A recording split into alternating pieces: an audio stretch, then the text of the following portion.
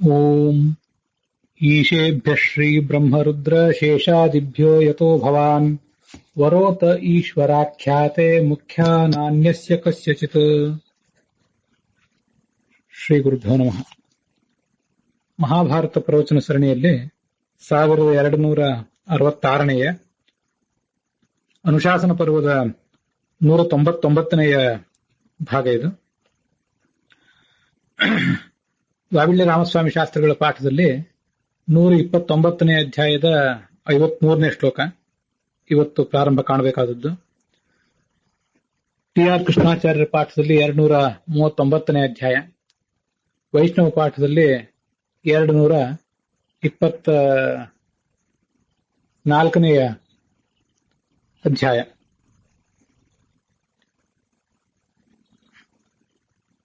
ಧರ್ಮದ ಫಲದ ಒಂದು ವರ್ಣನವನ್ನ ಇವತ್ತು ನಾವು ಈ ಭಾಗದಲ್ಲಿ ಕೇಳುವವರಿದ್ದೇವೆ. ಸ್ವಸ್ಥಸ್ತು ಸತಾಂ ಅಶೇಷ ಸನ್ಮಂಗಲಾನಿ ಭವಂತು.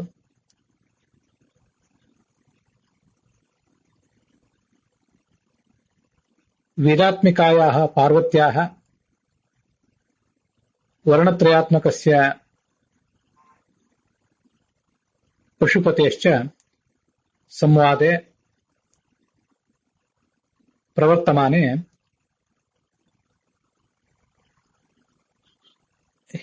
ಗತೇ ದಿವಸೆ ಹವ್ಯಕವ್ಯಯೋಃ ಮಹತ್ವಂ ಪ್ರಾಶ್ರಾವಿ. ಅಯಂ ಖಲು ಮಾನುಷಃ ದೇಹಃ ಸರ್ವೇಷಾಂ ಕರ್ಮಣಾಂ ಕ್ಷೇತ್ರಮಿತಿ ಕಥ್ಯತೆ. ಅನ್ಯಾಸು ಯೋನಿಸು ಪಶುಪಕ್ಷ್ಯಾದಿಷು ಕರ್ಮಾಣಿ ಕರ್ತುಂ ನ ಶಕ್ಯಂತೆ. ತಸ್ಮಾತ್ ಹವ್ಯಕ್ರಿಯಾ ಕವ್ಯಕ್ರಿಯಾ ಚ ಅಸ್ಮಿನ್ ಲೋಕೆ ಕರ್ತವ್ಯೆ. ಯೋಯಂ ಪಿತॄಣಾಂ ಪೂಜಾಂ ಅಕೃತ್ವಾ ಅನ್ಯಾಹ ಮಾಂಗಲಿಕಾಹ ಕ್ರಿಯಾಹ ಪ್ರಾರಭತೆ ತಾಸಾಂ ಕ್ರಿಯಾಣಾಂ ಫಲಾನಿ ರಾಕ್ಷಸಾಹ ಪಿಶಾಚಾಶ್ಚ ಅಪಹರಂತೆ.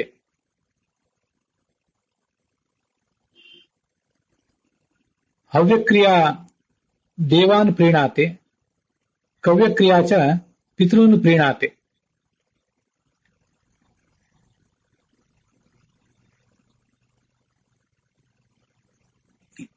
ये ते मृताः अस्माकं पितरः मातरो वा ते तु न पितृदेवाः. पितृदेवाः इति अन्यः कश्चन गण एव वर्तते. यथा शास्त्रेषु श्रूयते देव ऋषिपितृपाः नराः, साधकेषु देवगणः इति कश्चन गणः, ऋषिगणः, पितृगणः, चक्रवर्तिगणः, एवं मनुष्याणां गणः. तत्र पितृगण एव पितृदेवताः. ನಮ್ಮ ಗತಿಸಿ ಹೋದಂಥ ತಂದೆ ತಾಯಂದಿರು ಇವರ್ಯಾರೂ ಕೂಡ ಪಿತೃದೇವತೆಗಳಲ್ಲ. ಇವರನ್ನು ಉದ್ದೇಶಿಸಿ ಇವರು ಮೃತರಾದ ತಿಥಿಗಳಂದು ನಾವು ಮಾಡುವಂತಹ ಏನು ಕ್ರಿಯೆ ಇದೆ, ಆ ಕ್ರಿಯೆಯಿಂದ ಆ ಪಿತೃಗಣಗಳ ಅಂತರ್ಯಾಮಿಯಾದಂಥ ಶ್ರಾದ್ದಾಧಿಪತಿಯಾದಂಥ ಜನಾರ್ದನ, ವರಾಹ ಈ ರೂಪದ ಭಗವಂತ ಪ್ರೀತನಾಗ್ತಾನಷ್ಟೆ. ಇದೆಲ್ಲವನ್ನು ಕೂಡ ನಾವು ತಿಳಿದುಕೊಳ್ಬೇಕು.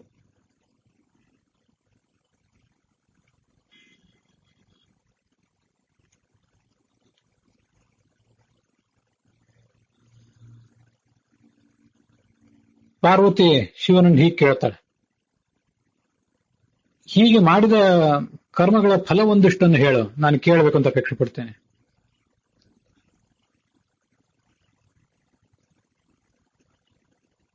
ಪ್ರಮಾಣಂ ಫಲಮಾನಾನಾಂ ಚ ತನ್ಮೇ ಶಂಸಿತು ಅರ್ಹಸಿ. ಫಲ ಮತ್ತು ಕಾಲಮಾನ ಯಾವಾಗ ಮಾಡಬೇಕು ಇತ್ಯಾದಿಗಳನ್ನು ಕೂಡ ನನಗೆ ತಿಳಿಸುವಂತ. ಅದಕ್ಕೆ ಶಿವ ಹೇಳಿಕ್ ತೊಡಗಿದ, ಯತ್ ಸಾರಸ್ತು ನರೋ ಲೋಕೆ ತದ್ದನಂ ಭುವಿ ತದೇವ ಭುವಿ ಶೋಭನೆ ತದ್ದಾನಂ ಉತ್ತಮಂ ಸ್ಮೃತಂ. ಮನುಷ್ಯನಿಗೆ ಎಷ್ಟು ಶಕ್ತಿ ಇರ್ತದೆ, ಎಷ್ಟು ಧನಬಲ ಇರ್ತದ, ಅದಕ್ಕನುಗುಣವಾಗಿ ದಾನಾದಿಗಳನ್ನು ಮಾಡಬೇಕು. ಅದೇ ಉತ್ತಮವಾದ ದಾನ.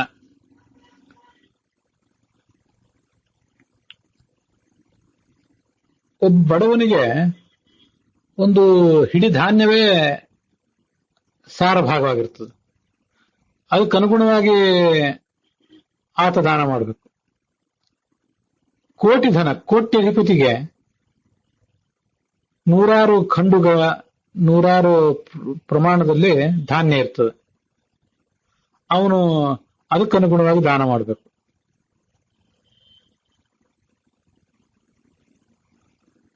ಪ್ರಸ್ಥಸಾರಸ್ತು ತತ್ಪ್ರಸ್ಥಂ ಗಗನ್ಮಹದ ವಾಪ್ನುಯಾತ್. ಒಂದೇ ಪ್ರಸ್ಥ ಅಂದ್ರೆ ಒಂದು ಪ್ರಮಾಣ ಅಷ್ಟೇ. ಅಷ್ಟೇ ಧನ ಉಳ್ಳವನು, ಅಷ್ಟೇ ಧಾನ್ಯ ಉಳ್ಳವನು ಅಷ್ಟನ್ನೇ ದಾನ ಮಾಡಿದ್ರೆ, ಅಥವಾ ಅದರಲ್ಲಿ ಒಂದು ಭಾಗ ದಾನ ಮಾಡಿದ್ರೆ ಅವನಿಗದು ಮಹಾದಾನದ ಫಲವನ್ನೇ ಕೊಡ್ತದೆ. ಕೋಟಿ ಸಾರ, ಕೋಟಿಗಟ್ಟಲೆ ಯಾರ ಹತ್ರ ಇದೆ, ಅವನು ಆ ಕೋಟಿಯನ್ನೇ ಕೊಡಬೇಕು. ಅಂದ್ರೆ ತನ್ನಲ್ಲಿರುವುದು ಎಲ್ಲವನ್ನೂ ಕೊಡಬೇಕು ಅಂತ ಅರ್ಥ ಅಲ್ಲ, ಅದಕ್ಕೆ ಅನುಗುಣವಾಗಿ ಕೊಡಬೇಕು ಅಂತ ಅಲ್ಲಿಯೂ ಕೂಡ ಅರ್ಥ.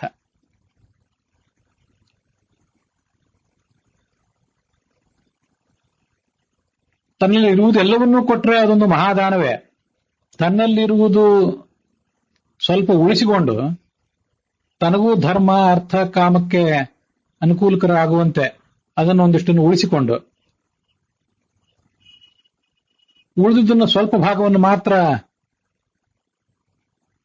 ಆರನೇ ಒಂದು ಭಾಗವನ್ನ ಇತ್ಯಾದಿಯನ್ನು ಮಾತ್ರ ಮತ್ತೊಬ್ಬನಿಗೆ ದಾನ ಮಾಡಿದ್ರೆ ಅದು ಮಧ್ಯಮ ದಾನ. ಆರನೇ ಒಂದು ಭಾಗವನ್ನೂ ದಾನ ಮಾಡದೆ ಹೋದ್ರೆ, ತನ್ನಲ್ಲಿರುವ ಸಂಪತ್ತಿನ ಆರನೇ ಒಂದು ಭಾಗವನ್ನೂ ದಾನ ಮಾಡದೆ ಹೋದ್ರೆ, ಮತ್ತೂ ಕಡಿಮೆ ದಾನ ಮಾಡ್ಲಿಕ್ಕೆ ಹೋದ್ರೆ ಅದು ಅಧರ್ಮ ದಾನ ಅಂತ ಅನ್ಸ್ಕೋತದೆ. ಇದು ದಾನದ ಪ್ರಮಾಣವನ್ನು ನಿನಗೆ ಹೇಳಿದೆ ದೇವಿ. 5 ವಿಧವಾದ ದಾನಗಳನ್ನು ಹೇಳ್ತೇನೆ, ಅದನ್ನು ಕೇಳು. ದಾನ ಅನಂತ ದಾನ, ಮಹತ್ ದಾನ, ಮತ್ತೆ ಸಮದಾನ, ಹೀನದಾನ, ಪಾತಕ ದಾನ ಅಂತ ಹೀಗೆ 5 ವೈವಿಧ್ಯಗಳನ್ನ ಹೊಂದಿದೆ.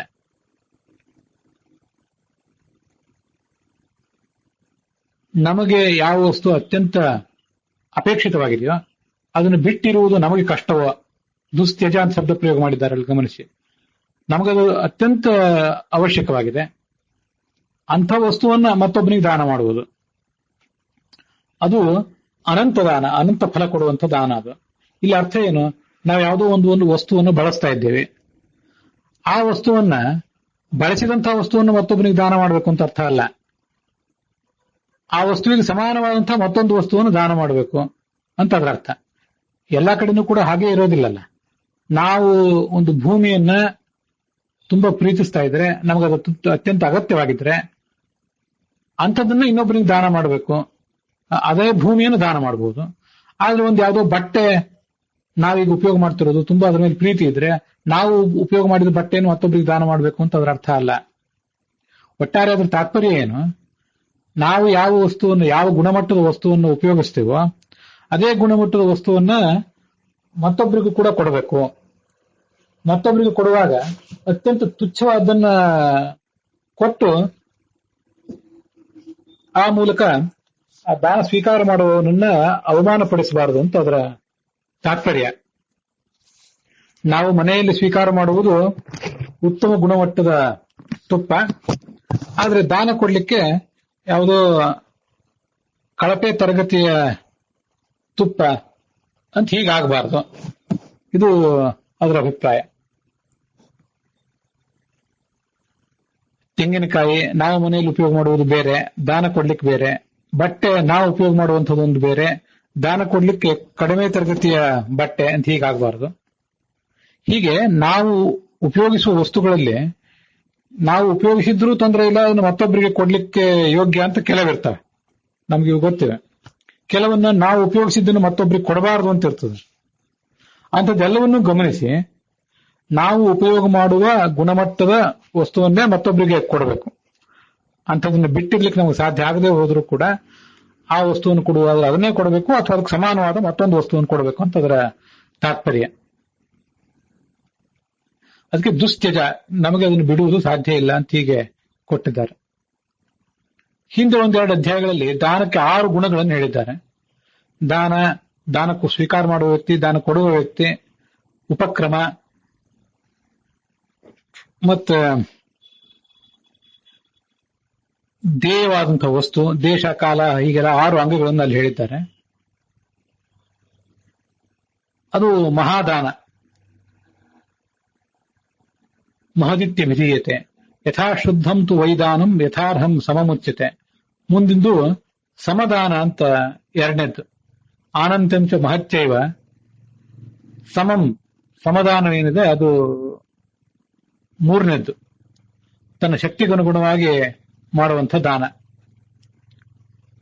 6 ಗುಣಗಳು ಇಲ್ಲದೆ ಮಾಡುವಂಥ ದಾನ ಏನಿದೆ ಅದು ಹೀನ ದಾನ.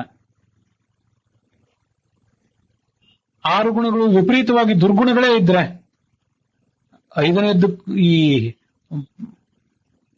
ಹೀನದಾನಕ್ಕೂ ಪಾತಕಕ್ಕೂ ವ್ಯತ್ಯಾಸ ಏನಂದ್ರೆ, ಹೀನದಾನದಲ್ಲಿ ಗುಣಗಳಿರ್ಲಿಕ್ಕಿಲ್ಲ, ಆದ್ರೆ ಅವಗುಣಗಳೂ ಇಲ್ಲ. ಆದ್ರೆ ಕೊನೆಯದರಲ್ಲಿ ಗುಣಗಳಂತೂ ಇಲ್ಲವೇ ಇಲ್ಲ, ಅವಗುಣಗಳೇ ಇವೆ. ಅಂಥ ದಾನವನ್ನು ಮಾಡ್ತಾ ಹೋದ್ರೆ ಅದಕ್ಕೆ ಪಾತಕ ದಾನ ಅಂತ ಹೇಳ್ತಾರೆ. ಅನಂತದ ದಾನದ ಫಲ ಏನು? ದೇವಲೋಕದಲ್ಲಿ ವಾಸ. ಮಹಾದಾನದ ಫಲ ದೇವಲೋಕದಲ್ಲೇ ಮತ್ತೊಂದು ಕೆಳಭಾಗದಲ್ಲಿ ಸ್ವರ್ಗಲೋಕದಲ್ಲಿ ವಾಸ. ದೇವಲೋಕ ಅಂತ ಹೀಗೆ ತಿಳ್ಕೋಬಹುದು, ದೇವತೆಗಳೇ ಇರುವಂತ, ದೇವತೆಗಳನ್ನ ನಾವು ನೋಡುವಂತ ಒಂದು ಲೋಕ. ಸ್ವರ್ಗ ಅಂದ್ರೆ ದೇವಲೋಕದ ಒಂದು ಭಾಗ, ಅಲ್ಲಿ ದೇವತೆಗಳನ್ನ ನಾವು ನೋಡ್ಲಿಕ್ಕಿಲ್ಲ. ಸಮದಾನ ಅಂದ್ರೆ ಮನುಷ್ಯ ಲೋಕದಲ್ಲಿ ಭೋಗ ಮಾಡುವಂಥದ್ದು. ಮುಂದೆ ಹೀನದಾನ ಅಂತ ಅನ್ನೋದು ನಿಷ್ಫಲವಾದ ದಾನ. ಅಥವಾ ಅಂಥ ಹೀನದಾನವನ್ನು ಮಾಡಿದರೆ ದುಷ್ಟ ದೇಶಗಳಲ್ಲಿ, ಕೆಟ್ಟ ದೇಶಗಳಲ್ಲಿ, ಮ್ಲೇಚ್ಛ ದೇಶೇಶು, ಅಸಂಸ್ಕೃತರ ಅವೈದಿಕರ ದೇಶಗಳಲ್ಲಿ ವಾಸ ಮಾಡುವಂತಹ ಪ್ರಸಂಗ ಬಂದಿತ್ತು. ಮುಂದೆ ಪಾತಕ ದಾನದಿಂದ ಮನುಷ್ಯ ಜನ್ಮವನ್ನೇ ಕಳೆದುಕೊಂಡು ನೀಚ ಜನ್ಮಗಳಲ್ಲಿ ಹುಟ್ಟುವಂತಹ ಪ್ರಸಂಗ ಬಂದಿತ್ತು. ಅದಕ್ಕೆ ಮುಂದೆ ಪಾರ್ವತಿ ಕೇಳಿದ್ಲು, ಕೆಲವು ಬಾರಿ ಅಶುಭವಾದ ದಾನವನ್ನು ನಾವು ಕೊಟ್ಟಿರಬಹುದು, ಅದರಿಂದಲೂ ಶುಭ ಫಲ ಸಿಗುವುದೇನಾದರೂ ಇದ್ದರೆ, ಅಂತ ಪ್ರಸಂಗವಿದ್ದರೆ ಅದು ಹೇಗೆ, ಅದನ್ನು ವರ್ಣಿಸು.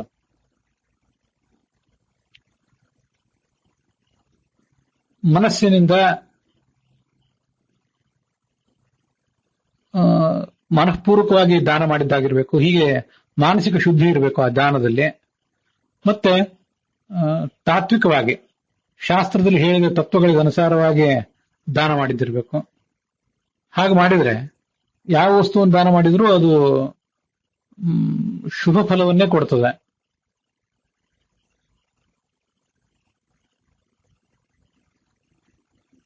ಯಾವುದೇ ಒಂದು ಕ್ರಿಯಾ ತಾನು ಸ್ವಯಂ ಶುಭ ಅಶುಭ ಅಲ್ಲ, ಕ್ರಿಯೆ ಮಾಡುವ ಹಿಂದಿನ ಒಂದು ಮನೋಭಾವ ಏನಿರ್ತದೆ ಅದು ಶುಭ ಮತ್ತು ಅಶುಭ ಅಂತ ಹೀಗೆ ಮನುಷ್ಯನಿಗೆ ಕಾರಣ ಆಗ್ತದೆ. ಅದರಿಂದ ಶುದ್ಧವಾದ ಮನಸ್ಸಿನಿಂದ ಯಾವುದನ್ನು ದಾನ ಮಾಡಿದ್ರೂ ಅದೆಲ್ಲ ಶುಭ ಫಲದಾಯಕನೇ ಆಗ್ತದೆ ಅಂತ ಅವನ ಅಭಿಪ್ರಾಯ. ಆರಾಮಂ ದೇವಗೋಷ್ಠಾನಿ, ಏನೇನನ್ನು ದಾನ ಮಾಡ್ತಾರೆ?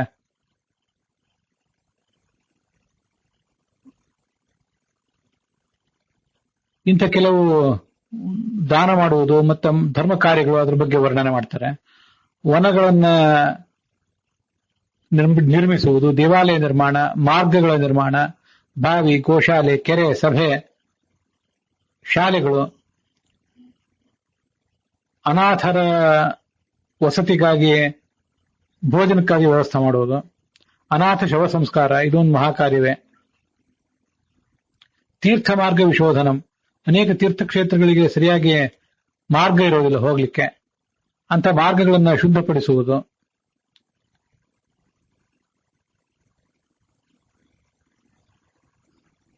ಕಷ್ಟದಲ್ಲಿದ್ದಂಥವರಿಗೆ ಯಾವತ್ತೂ ಶಕ್ತನುಸಾರವಾದಂಥ ಸಹಾಯ, ಇವೆಲ್ಲ ಧರ್ಮ ಕಾರ್ಯಗಳೇ.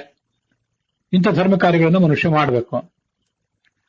ಮುಂದೆ ಪರಲೋಕದಲ್ಲಿ, ಆ ಬಳಿಕ ಇಹಲೋಕದಲ್ಲಿ ಸುಖ ಸೌಭಾಗ್ಯ ಇತ್ಯಾದಿಗಳನ್ನು ಮನುಷ್ಯ ಪಡ್ಕೋತಾನೆ.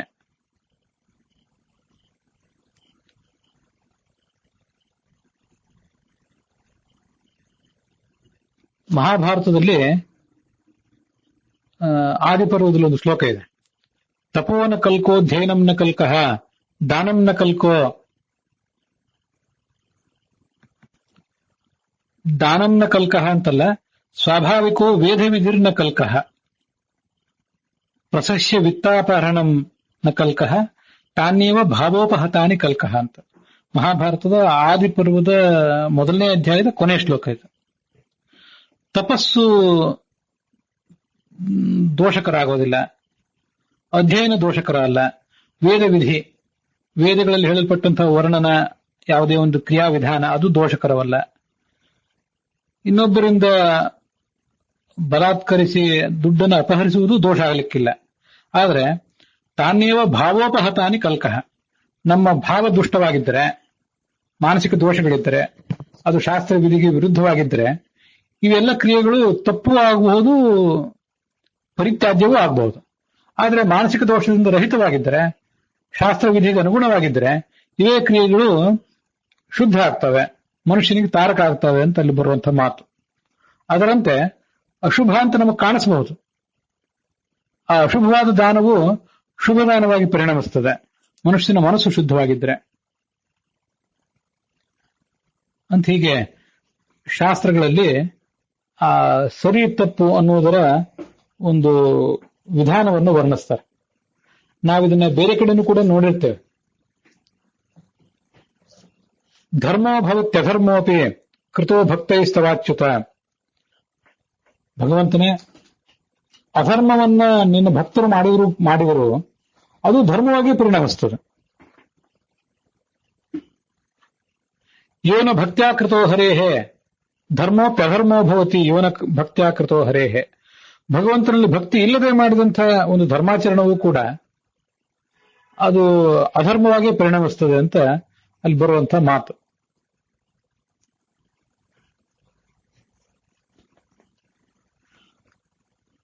ಇದು ಆ ಧರ್ಮದ ಧಾರ್ಮಿಕ ಕ್ರಿಯೆಗಳ ಹಿಂದಿನ ಒಂದು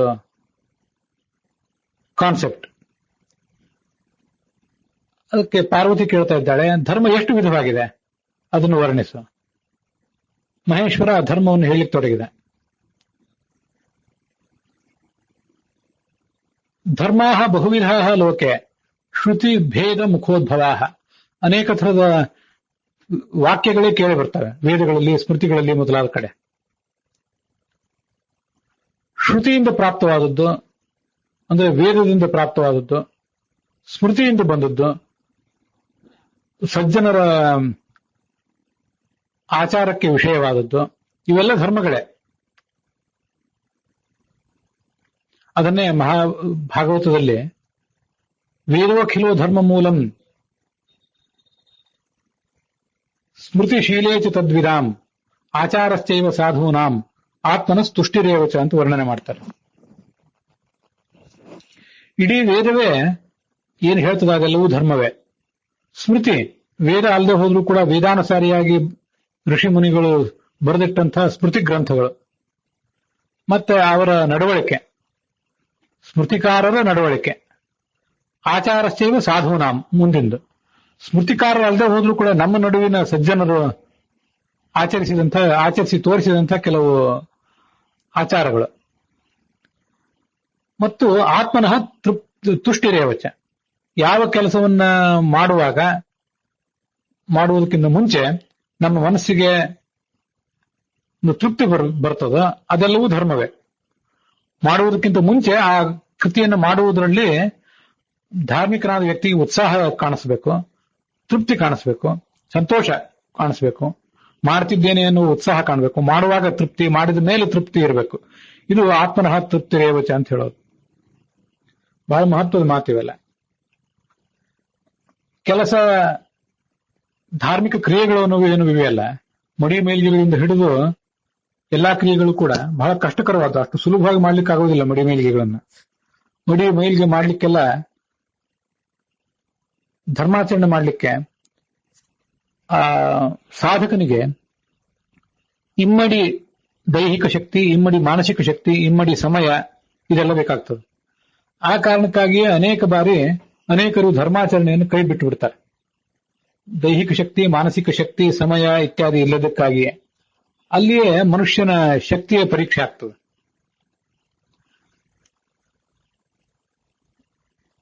ಧರ್ಮಾಚರಣೆಯನ್ನ ಮಾಡುವ ಪ್ರಸಂಗ ಬಂದಾಗ ಆ ಧರ್ಮಾಚರಣೆಯ ಸ್ವರೂಪವನ್ನು ನೋಡಿ ಮನುಷ್ಯನಿಗೆ ಅದ್ರ ಬಗ್ಗೆ ತಾತ್ಸಾರ ಬರುವಂತಾಗ್ತದೆ.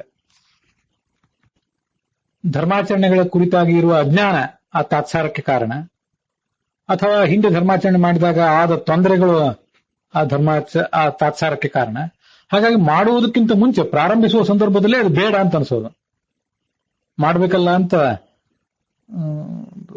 ಮಾನಸಿಕ ದುಗುಡವನ್ನು ಅನುಭವಿಸುವುದು.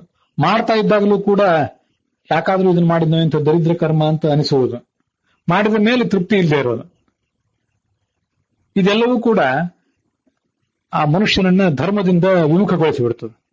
ಅದಷ್ಟೇ ಅಲ್ಲ, ಇಂಥ ಪ್ರಮಾದಗಳನ್ನು ನಾವು ಮಾಡಿದ್ರೆ, ನಾವು ಧರ್ಮಾಚರಣೆಯನ್ನು ಮಾಡ್ತಾ ಇರುವುದನ್ನ ನಮ್ಮ ಪೀಳಿಗೆಗಳು, ನಮ್ಮ ಸುತ್ತಮುತ್ತಲಿದ್ದವರು ಗಮನಿಸಿ, ಧರ್ಮಾಚರಣೆ ಮಾಡುವುದರಿಂದ ಇಷ್ಟು ಮನಸ್ಸಿಗೆ, ದೇಹಕ್ಕೆ ಕಷ್ಟ ಆಗುವುದಾದ್ರೆ ಧರ್ಮಾಚರಣೆಯನ್ನು ಮಾಡಬೇಕೆ ಯಾಕೆ ಅಂತ ಆಲೋಚನೆ ಮಾಡ್ತಾರೆ.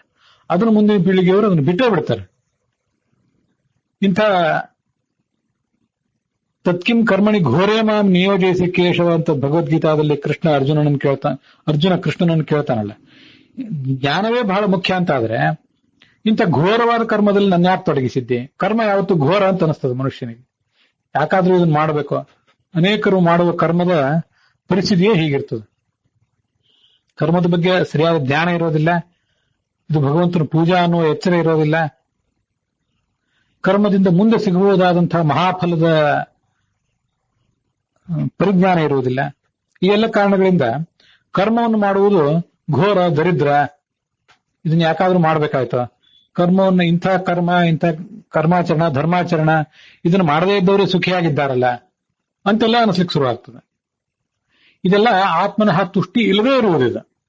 ಆತ್ಮನ ತುಷ್ಟಿರೇವಚ. ಮನುಷ್ಯನಿಗೆ ತೃಪ್ತಿಯನ್ನ ಯಾವುದು ಕೊಡ್ತದೋ ಮಾಡುವುದಕ್ಕಿಂತ ಮುಂಚೆ, ಮಾಡುವಾಗ, ಮಾಡಿದ ಮೇಲೆ ಅದು ಧರ್ಮ ಅಂತ ಶಾಸ್ತ್ರ ಹೇಳ್ತದೆ. ಅದಕ್ಕೆ ವಿರುದ್ಧವಾದನ್ನ ನಾನೀಗ ಹೇಳಿದೆ. ಹೀಗಿರಬಾರದು. ಧರ್ಮ ಅನ್ನೋದ್ರ ಬಗ್ಗೆ ಪೂರ್ಣವಾದಂತಹ ಒಂದು ಪರಿಕಲ್ಪನಾ ಇರಬೇಕು. ಕಲ್ಪನೆ ಅಂದ್ರೆ ಅದು ಕಾಲ್ಪನಿಕ ವಸ್ತು ಅಂತ ಅರ್ಥ ಅಲ್ಲ, ಕಾನ್ಸೆಪ್ಟ್ ಅಂತ ಅರ್ಥ. ಯಾಕೆ ಧರ್ಮಾಚರಣೆಯನ್ನು ಹೇಳಿದ್ದಾರೆ ಶಾಸ್ತ್ರದಲ್ಲಿ ಅನ್ನುವುದ್ರ ಬಗ್ಗೆ ಮನುಷ್ಯನಿಗೆ ಆಳವಾದ ಜ್ಞಾನ, ಅನುಭವ ಇತ್ಯಾದಿ ಇರಬೇಕು. ಅದನ್ನ ಶಾಸ್ತ್ರಗಳ ಮೂಲಕ ಮತ್ತೆ ಹಿರಿಯ ವ್ಯಕ್ತಿಗಳ ಆಚರಣೆಯ ಮೂಲಕ ನಾವು ಅದನ್ನು ತಿಳ್ಕೊಳ್ಬೇಕು. ಮಾಡುವಾಗ ಸಂತೋಷ ಇರಬೇಕು, ಮಾಡಿದ ಮೇಲೆ ಕೂಡ ಆ ಧರ್ಮಾಚರಣೆಯಿಂದ ಸಂತೋಷ ಆಗುವಂತಿರ್ಬೇಕು ನಮಗೆ. ನಾವು ಧರ್ಮಾಚರಣೆ ಮಾಡುವುದನ್ನು ನೋಡಿದ್ರೆ ಧರ್ಮಾಚರಣೆಯ ಸುಗಂಧ ಸುತ್ತಲೂ ಪಸರಿಸಬೇಕು. ನಾವು ಧರ್ಮಾಚರಣೆ ಮಾಡುವುದನ್ನು ನೋಡಿದಾಗ ಆ ಸುಗಂಧವನ್ನು ಅನುಭವಿಸಿದವರಿಗೆ ನಾವು ಕೂಡ ಧರ್ಮಾಚರಣೆದ ಕಡೆಗೆ ವಾಲಬೇಕು ಅನ್ನುವಂಥ ಪ್ರವೃತ್ತಿ ಅವ್ರ ಮನಸ್ಸಿನಲ್ಲಿ ಮೂಡಬೇಕು. ನಮ್ದೆಲ್ಲ ಈಗ ವಿಪರೀತ ಆಗಿದೆ. ಧರ್ಮ ಹಾಳಾಗ್ಲಿಕ್ಕೆ ಮತ್ತಾರೋ ಕಾರಣ ಅಂತ ಇನ್ಯಾರ್ಯಾರನ್ನು ಬೈತಾ ಇದ್ದೇವೆ. ವಸ್ತುತಃ ನಾವೇ ಕಾರಣರಾಗಿರ್ತೇವೆ. ಯಥಾ ಸಂಪುಷ್ಪಿತಸ್ಯ ಗಂಧಸ್ಯ ವೃಕ್ಷಸ್ಯ ದೂರಾತ್ ಗಂಧೋ ವಾತಿ ಇವಂ ಪುಣ್ಯಸ್ಯ ಕರ್ಮಣ ಅಂತ ಮಹಾನಾರಾಯಣ ಉಪನಿಷತ್ತು ಹೇಳ್ತದೆ. ಅನೇಕ ಬಾರಿ ಹಿಂದೆ ಈ ಪ್ರವಚನ ವೇದಿಕೆಯಲ್ಲೇ ಈ ಮಾತನ್ನು ನಾವು ನೋಡಿದ್ದೇವೆ. ಹೂ ಬಿಟ್ಟಂತ ವೃಕ್ಷದ ಒಂದು ಸುಗಂಧ ಎಲ್ಲ ಕಡೆ ಪಸರಿಸ್ತದೆ. ಏವಂ ಪುಣ್ಯಸ್ಯ ಕರ್ಮಣ, ಪುಣ್ಯಕರ್ಮದ ಸುಗಂಧವೂ ಕೂಡ ಎಲ್ಲ ಕಡೆ ಪಸರಿಸ್ತದೆ ಅಂತ. ಪುಣ್ಯಕರ್ಮ ಹಾಗಿರಬೇಕು. ಪುಣ್ಯಕರ್ಮಕ್ಕೊಂದು ಸುಗಂಧ ಇರಬೇಕು, ಎಲ್ಲ ಕಡೆ ಹರಡಬೇಕದು. ನಾವು ಮಾಡುವಂತಹ ಶ್ರವಣ ಮನನಾದಿಗಳು, ಧರ್ಮಾಚರಣೆಗಳು ಅದೆಲ್ಲದಕ್ಕೂ ಕೂಡ ಒಂದು ಸುಗಂಧ, ಒಂದು ರುಚಿ ಇರುವಂತೆ ಇರಬೇಕು. ಹಾಗಿದ್ದಾಗ ಅದು ನಮಗೂ ತೃಪ್ತಿಕರ, ನಮ್ಮನ್ನು ನೋಡುವಂತವರಿಗೂ ಕೂಡ ತೃಪ್ತಿಕರ ಆಗ್ತದೆ. ಇದೇ ಒಂದು ಅಭಿಪ್ರಾಯವನ್ನ ನಾವು ಪುನರ್ಮಾರ್ಜನದ ಮಂತ್ರದಲ್ಲಿ ಕೇಳ್ತೇವೆ.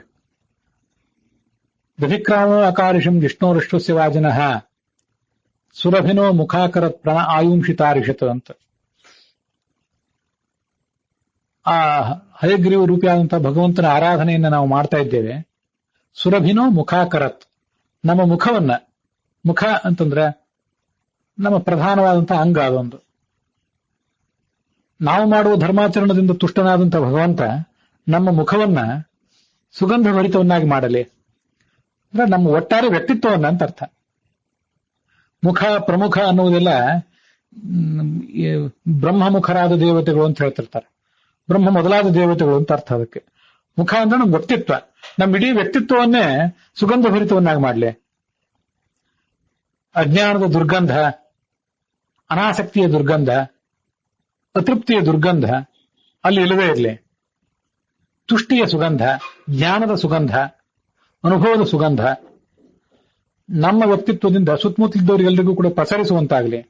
ಅದನ್ನು ನೋಡಿದವರು, ಅಧಾರ್ಮಿಕರಾದವರು ಕೂಡ ಧರ್ಮಾಚರಣೆಯಲ್ಲಿ ಇಂಥದೊಂದು ಮಹತ್ವ ಇರುವುದಾದ್ರೆ ನಾವಾದರೂ ಇದನ್ನ ಯಾಕೆ ಮಾಡಬಾರ್ದು, ಯಾಕೆ ಇಷ್ಟು ದಿವಸ ಮಾಡ್ತಿರ್ಲಿಲ್ಲ ಅಂತ ಅನಿಸುವಂತೆ ಅವ್ರಿಗೆ ಆಗಬೇಕು.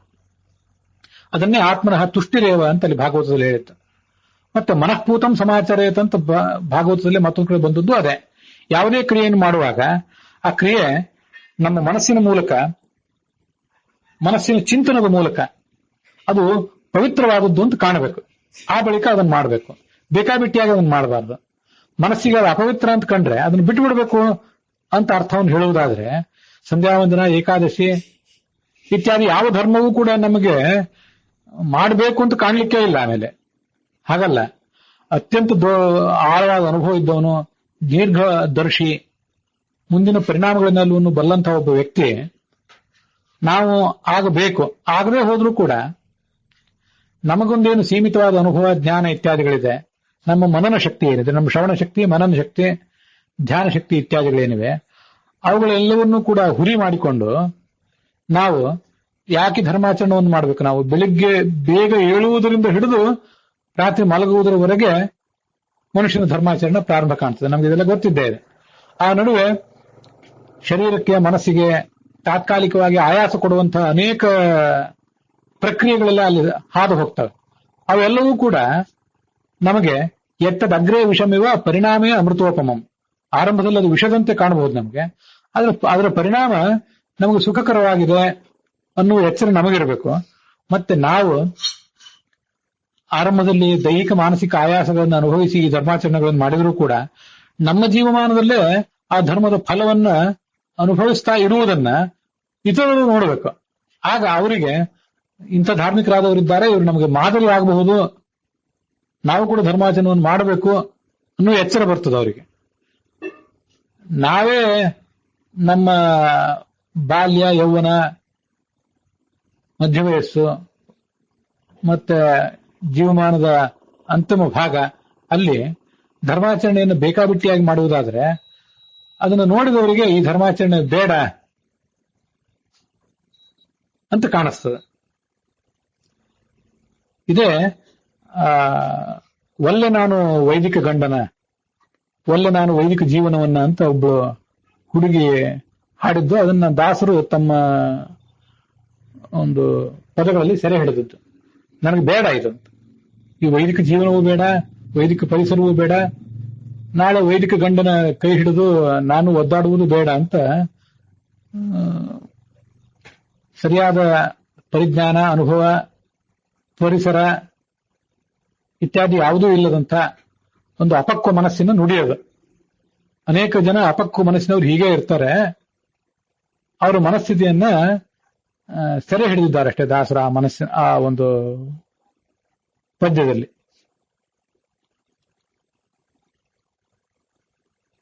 ಇಲ್ಲಿ ಸ್ಮೃತಿ ಸದ್ಭಿಹಿ ಆಚಾರ, ದೇಶ ಧರ್ಮಗಳು ಅಂತ ಹೀಗೆಲ್ಲ ಬಂತಲ್ಲ, ಅದಕ್ಕಾಗಿ ಭಾಗವತದ ಆ ಮಾತು ನೆನಪಿಗೆ ಬಂದು ಅದನ್ನು ಹೇಳಿದೆ ನಾನು.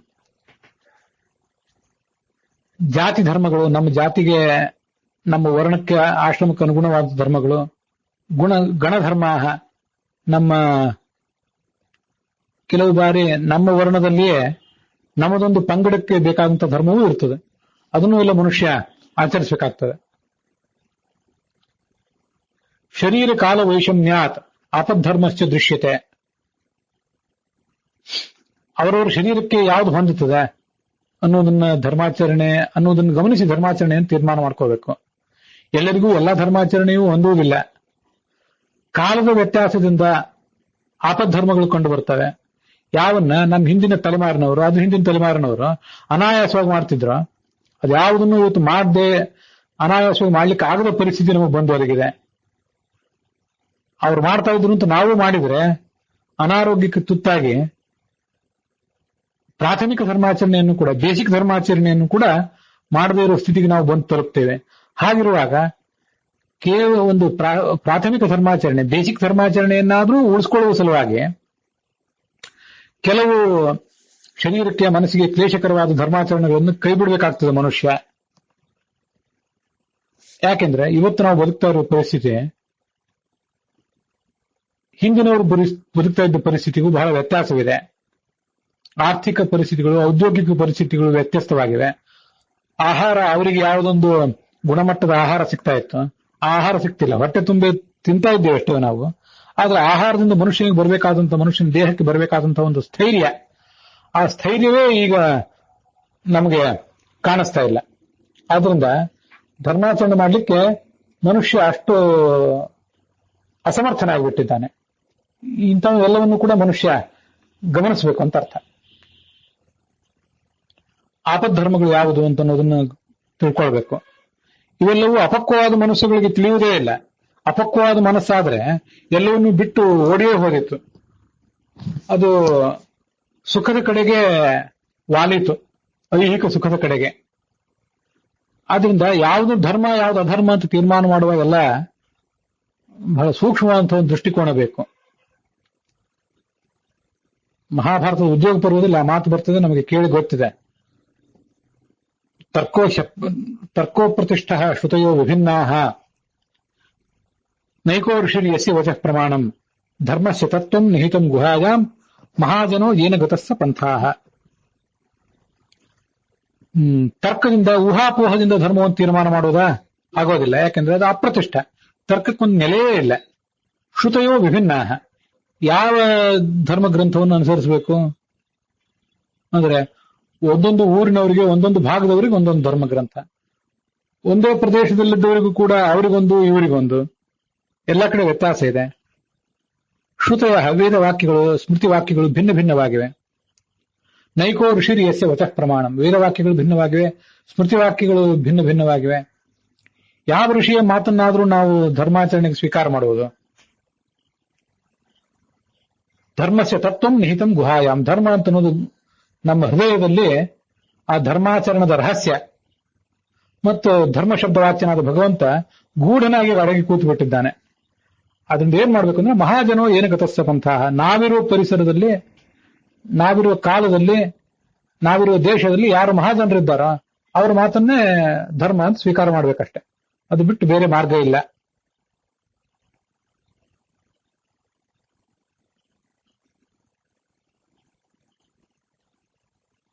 ಈ ಕಾರಣದಿಂದಲೇ ಏತದ್ ಧರ್ಮಸ್ಯ ಧರ್ಮ ನಾನಾತ್ವಂ ಕ್ರಿಯತೆ ಲೋಕವಾಸಿವಿಹಿ, ಜಗತ್ತಿನಲ್ಲಿ ಒಬ್ಬೊಬ್ಬರು ಒಂದೊಂದು ರೀತಿಯಾದ ಧರ್ಮಾಚರಣೆಯನ್ನು ಮಾಡ್ಲಿಕ್ಕೆ ಏನು ಕಾರಣ? ಈ ಎಲ್ಲ ವ್ಯತ್ಯಾಸಗಳೇ ಕಾರಣ. ಲೋಕೋಹಿ ಭಿನ್ನ ರುಚಿ, ಪಿಂಡೇ ಪಿಂಡೇ ಮತಿರ್ಭಿನ್ನ ಕುಂಡೇ ಕುಂಡೇ ನವಂಪಯ ಅಂತ ಒಂದು ಸುಭಾಷಿತ ಕೇಳಿ ಬರ್ತದೆ. ಪಿಂಡ ಅಂದ್ರೆ ನಾವು, ನಮ್ಮಲ್ಲಿ ಪಿಂಡ ಅಂದ್ರೆ ವ್ಯಕ್ತಿಗಳು ಅಂತ ಅರ್ಥ, ಇಂಡಿವಿಜುವಲ್ಸ್ ಅಂತ ಅರ್ಥ. ಆ ಪಿಂಡಗಳಲ್ಲಿ ಆ ಮತಿ, ಬುದ್ಧಿ, ಆಲೋಚನಾ ಸರಣಿ, ಅವ್ರ ಪ್ರಕಾರಗಳು ಯಾವತ್ತು ಬೇರೆ ಬೇರೆ ಇರ್ತವೆ. ಕುಂಡೇ ಕುಂಡೇ ನವಂಪಯ, ಕುಂಡ ಅಂದ್ರೆ ಒಂದು ಪಾತ್ರೆ, ಒಂದೊಂದು ಪಾತ್ರದಲ್ಲಿ ಬೇರೆ ಬೇರೆ ರೀತಿಯಾದ ಹಾಲು ಇರ್ತದೆ ಅಥವಾ ನೀರಿರ್ತದೆ. ಹೀಗೆ ಕಾಲದ ವ್ಯತ್ಯಾಸ, ದೇಶದ ವ್ಯತ್ಯಾಸದಿಂದಾಗಿ ಧರ್ಮ ಅಂತ ಅನ್ನೋದು ಬೇರೆ ಬೇರೆ ಆಗ್ತದೆ. ಇನ್ನೊಬ್ಬರನ್ನ ಮನುಷ್ಯ ಟೀಕೆ ಮಾಡುವುದರಲ್ಲಿ ಏನೂ ಅರ್ಥ ಇಲ್ಲ. ತಾನು ಹೇಗೆ ಮಾಡಬೇಕು ಅಂತ ಅನ್ನೋದನ್ನ, ಹೇಗೆ ಧರ್ಮಾಚರಣೆ ಮಾಡಬೇಕು ಅನ್ನೋ ತಾನು ತೀರ್ಮಾನ ಮಾಡಿ ಅವನು ಆ ಪ್ರಕಾರ ವರ್ತಿಸಬೇಕು ಅಂತ ಅದರ ತಾತ್ಪರ್ಯ, ಆ ಎಲ್ಲ ಶ್ಲೋಕಗಳ ತಾತ್ಪರ್ಯ.